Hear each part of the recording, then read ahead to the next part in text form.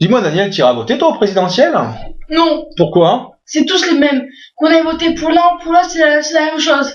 Ils sont tous pourris. Ah ouais. Voilà. Bah, Ça, c'est le genre de propos que j'entends à longueur de journée. C'est tous les mêmes, voter ça sert à rien, etc., etc.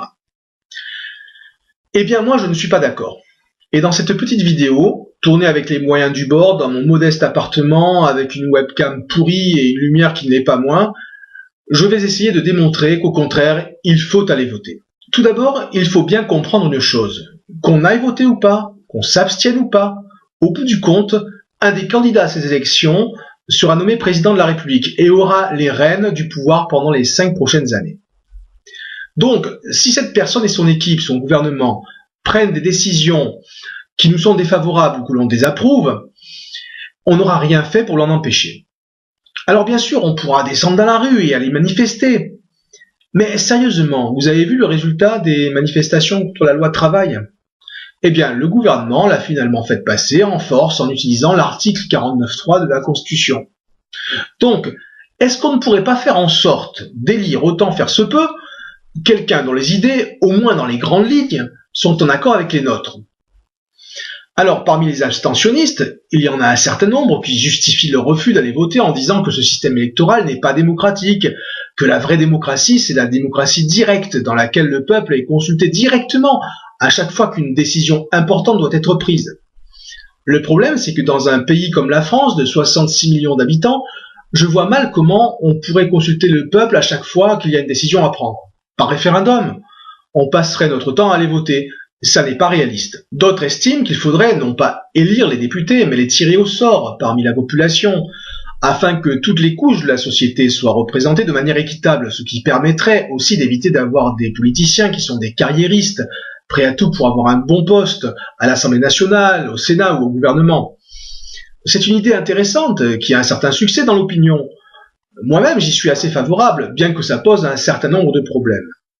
Notamment en ce qui concerne la compétence des députés, ou encore le fait qu'ils devraient quitter leur activité professionnelle pour se consacrer à plein temps à leur mandat. Bref, une idée intéressante, certes, mais qui relève pour l'instant de la politique fiction. Alors, en admettant que ça puisse se faire un jour, que ça soit réalisable, la question est la suivante. En attendant, on fait quoi? Eh bien, mon avis est qu'il faut faire avec ce qu'on a, avec les outils qui sont à notre disposition. Et le seul moyen que l'on ait à l'heure actuelle pour agir sur le cours des choses, ce sont les élections. Les élections présidentielles dans un premier temps, les législatives ensuite. Et puis, il y a un autre point qui me paraît important. Même si ce système, même si cette forme de démocratie est imparfaite, nous devrions peut-être regarder comment ça se passe ailleurs. Et là, le tableau n'est pas très reluisant. Combien de nos frères humains vivent dans des dictatures, subissent des régimes politiques qui ne tolèrent aucun pluralisme, aucune dissidence, aucune liberté d'opinion et encore moins d'expression? Nous avons au moins la chance de pouvoir nous exprimer librement. En réalisant cette vidéo, en la mettant en ligne sur Facebook ou sur YouTube, même si je dévoile mes opinions politiques, même si je dis pour qui je vais voter, je sais qu'on ne va pas me jeter en prison, me torturer ou persécuter ma famille pour l'avoir fait. Et ça, c'est un privilège que nous avons tendance à trop souvent oublier. Il y a ensuite ceux qui disent « Ouais, mais de toute façon, peu importe qui sera élu, puisque de toute façon, ils sont tous pareils. » Si je suis ce raisonnement, ça veut dire que Mélenchon égale Hamon, égale Macron, égale Fillon, égale Marine Le Pen. Vraiment, vous en êtes sûr? Déjà, en ce qui concerne la politique économique, on a d'un côté Fillon, ultralibéral, qui aimerait tant privatiser la sécurité sociale, déréguler encore un peu plus la finance internationale, signer toujours plus de traités de libre-échange. Fillon qui se réclame ouvertement de l'héritage de Margaret Thatcher, grande amie du général Pinochet, faut-il le rappeler.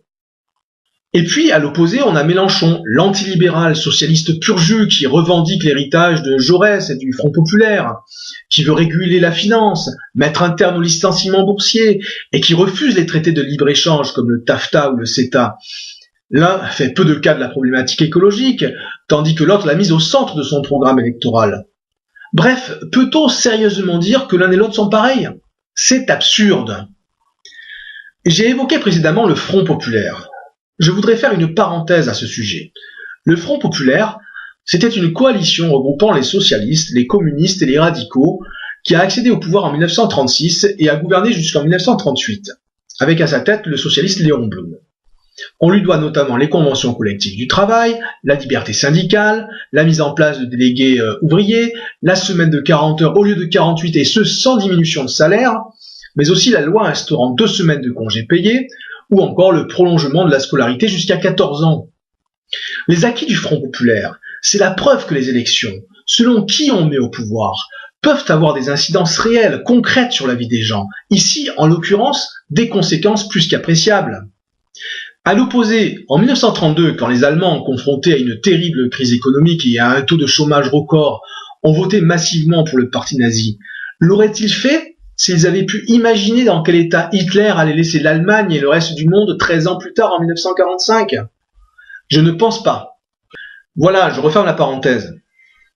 Alors pour en revenir à la France d'aujourd'hui et au présidentiel, et pour poursuivre mon raisonnement, je pose la question, peut-on mettre dans le même sac Mélenchon et Fillon, Mélenchon et Le Pen, ou encore Hamon et Fillon, Macron et Le Pen, etc., etc. On voit bien que sur un sujet aussi important que l'écologie, tous n'y accordent pas la même importance. Quand Mélenchon met l'écologie au centre de son projet, Fillon et Marine Le Pen, on le voit bien, n'y accordent que très peu d'importance. Et il n'y a pas que l'écologie. Tiens, prenons un sujet plus qu'épineux en ce moment, l'islam. Les uns, à droite, y voient la source de tous les dangers, considèrent que cette religion contient de façon quasi génétique les germes de la barbarie dont se rendent coupables les fanatiques de Daesh, tandis que les autres, à gauche, refusent de mettre dans le même sac tous les musulmans, et considèrent que les dérives observées, la radicalisation d'une fraction de la population musulmane, est avant tout le résultat à la fois de politiques étrangères désastreuses et d'un accroissement des inégalités sociales. On pourrait citer de nombreux autres sujets sur lesquels candidats de droite et candidats de gauche sont en désaccord. La conception de la famille, de la laïcité, l'Europe, l'immigration, l'accueil des réfugiés provenant des pays ravagés par la guerre, etc. Au centre, on a Macron, sorte d'ovni politique qui se dit ni de droite ni de gauche, mais dont on voit bien que les conceptions sur le plan économique sont plutôt de droite, tandis que d'un point de vue sociétal, il s'affiche nettement à gauche. À mon sens, la question qu'il faut se poser est la suivante. Quelle est ma conception du monde? Quelle est ma conception de la société? Et dans quel sens est-ce que je veux la voir évoluer? Alors bien sûr, il ne s'agit pas de croire aveuglément à tout ce que nous disent les candidats. Les politiciens, c'est bien connu, sont des maîtres dans l'art du mensonge. Preuve en est, tous prétendent avoir comme seule préoccupation le bien commun. LOL! Or, ils ne peuvent pas tous avoir raison. En fait, la plupart défendent les intérêts de leur caste et de ceux qui financent leur campagne électorale. Qui peut sérieusement faire confiance à Marine Le Pen lorsqu'elle affiche des idées empruntées à la gauche dans le volet économique de son programme, quand on sait qu'une fraction non négligeable des cadres du Front National sont restés fidèles à la ligne résolument ultralibérale de son père, Jean-Marie? D'ailleurs, associer des idées de gauche en matière de politique économique et des idées d'extrême droite sur les questions de société, ça n'est pas une nouveauté. Nationalisme et socialisme, ça ne vous rappelle rien? National-socialisme, nazisme. Faut-il que je fasse un dessin? À ce sujet, les jeunes générations séduites par le discours de Marine Le Pen devraient peut-être revoir leur cours d'histoire du XXe siècle. Il en est de même de ceux qui qualifient Mélenchon de communiste, qu'ils se replongent dans l'histoire de la révolution bolchevique et du marxisme-léninisme, qu'ils lisent le programme de la France insoumise et ils se rendront compte qu'il ne s'agit en fait que d'un programme résolument ancré à gauche, socialiste au sens où on l'entendait encore 30 ans en arrière, avant que le Parti socialiste ne se convertisse au social-libéralisme vers le milieu des années 80. Mais c'est aussi et surtout un programme qui prend en compte les problématiques de notre temps, la menace que fait peser sur le monde le réchauffement climatique et les effets dévastateurs du capitalisme financier sur les ressources de notre planète, son écosystème. Tout ça pour dire quoi? Eh bien, qu'avant d'affirmer ils sont tous pareils ou ils sont tous pourris, il faut prendre la peine de s'informer, de lire les programmes, voire de faire des recherches. C'est quoi le FN? Qui ont été ses fondateurs? Quelle est l'idéologie sous-jacente qui anime ses dirigeants? Qui est réellement Mélenchon au-delà des caricatures qu'on fait de sa personne? Qui sont ces modèles, ces références historiques? Qui sont Fillon, Hamon, Macron? Quels ont été leurs parcours politiques? De quel milieu sont-ils issus? Et qui peut-on vraiment croire lorsque chacun prétend vouloir sortir le pays de l'impasse et défendre les intérêts du peuple?